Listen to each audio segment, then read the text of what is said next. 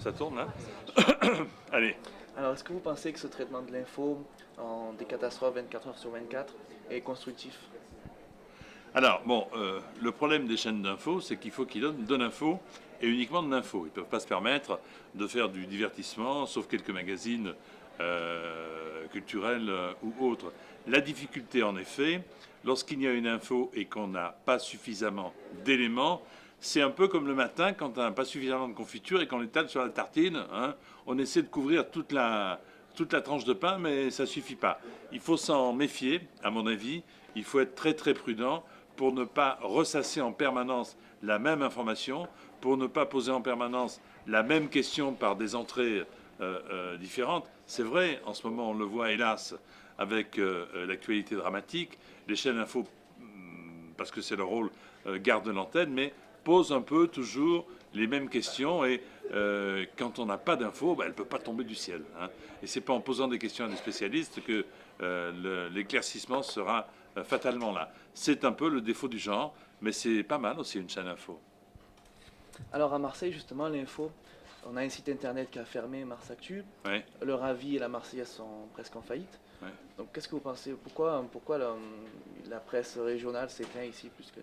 Je pense que c'est comme la télévision régionale. Moi, je dirigeais une télévision régionale qui s'appelle toujours LCM à Marseille, qui souffre en ce moment. Ce qui fait la force d'un média régional, c'est son originalité et sa différence.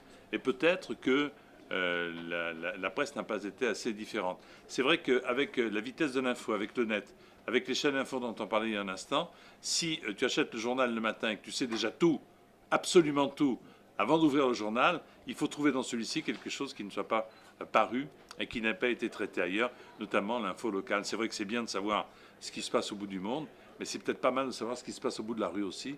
C'est ça, dans l'échelle des priorités, moi je préférerais le bout de la rue à ce qui se passe au bout du monde.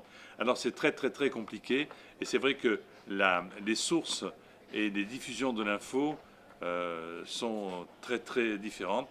Et dans ce cas-là, forcément, il y en a toujours qui souffrent. Et moi, je le regrette pour le site que tu as cité. Je le regrette pour la Marseillaise, qui est un journal issu de la Résistance.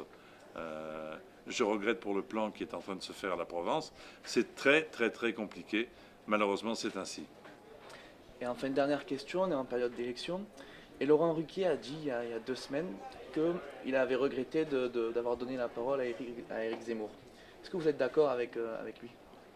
Si il faut 4 ans à Laurent Ruquier pour formuler un regret, j'espère que quand il est au volant de sa voiture, il prend la bonne décision un peu plus rapidement, de savoir s'il va tourner à droite, à gauche ou aller tout droit, ou s'arrêter au feu rouge. Merci. Merci.